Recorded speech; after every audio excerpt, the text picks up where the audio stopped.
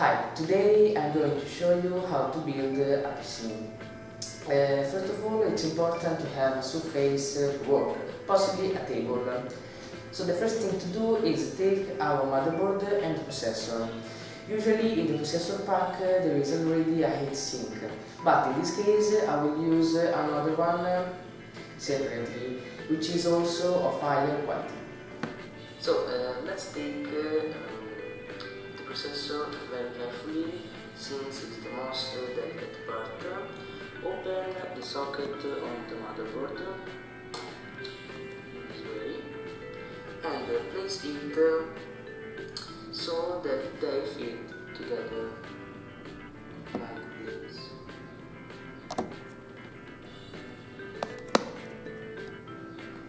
And now the processor is installed. In order not to overheat the processor, it is necessary to cool it with the heatsink. In this case I will use one with air, so it uses the fans to dissipate the heat. To get a homogeneous passage of the heat from the processor to the heatsink, we must apply the thermal paste in this way.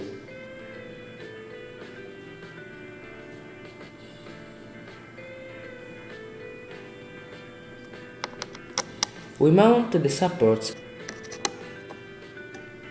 and screw the heatsink to the motherboard. To power the fans, we have to connect the cable with the motherboard. Now let's take the RAM banks. This procedure is really very simple. In fact, the RAM banks will be mounted only in one direction, in this way.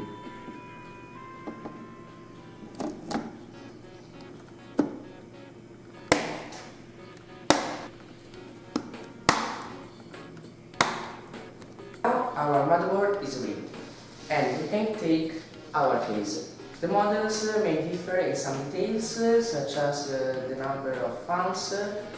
Mine in total has 4 fans, but the important thing is that there is at least one fan on the back to send air out.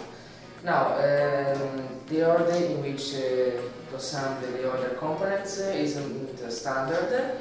For me, now we can mount the disks. In my case, the SSD has to be mounted on the wall of the case. Now we can mount the power supply, which today is usually mounted at the bottom left of the case, and tighten it with screws. Then we run all the cables outside the case so that the result is as beautiful and as orderly as possible.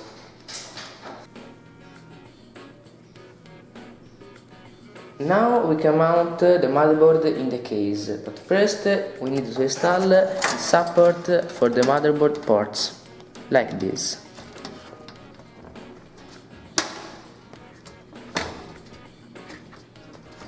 Also we have to mount the supports for the motherboard.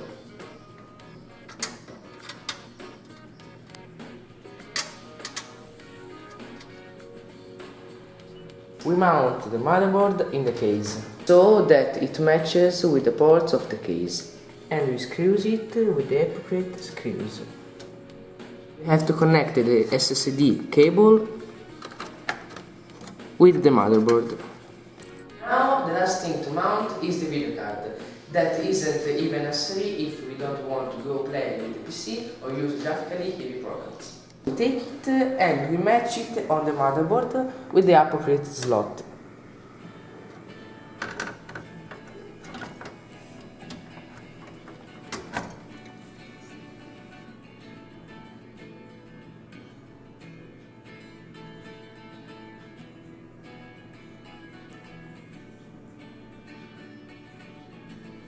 Now all we have to do is to connect all the cables and to power our components. For the motherboard we need a very large connector, and it must be connected on this part of the motherboard.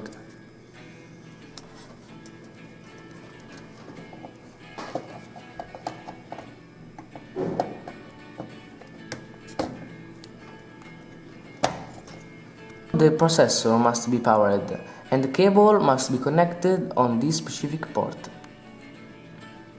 Power power the disk instead, we need another kind of cable. Now we can power our video card using two other kinds of cables. To power the case fans, we have to connect them with their cables to the power supply.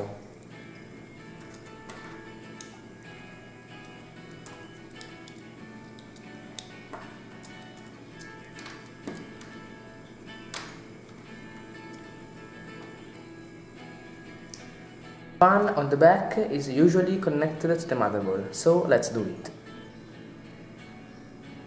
Now the last thing to do before closing the PC is to connect all the cables needed to the motherboard to operate the USB ports, the audio ports, the power button and others, which are located in the case.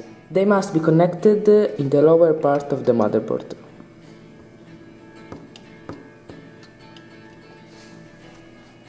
Okay, our PC is now ready. We just have to connect it to the power, to the monitor, and to turn it on. My SSD already has Windows installed, so it should start right away. As you can see, it works. Thank you for following me, and I hope you have learned how to assemble your computer.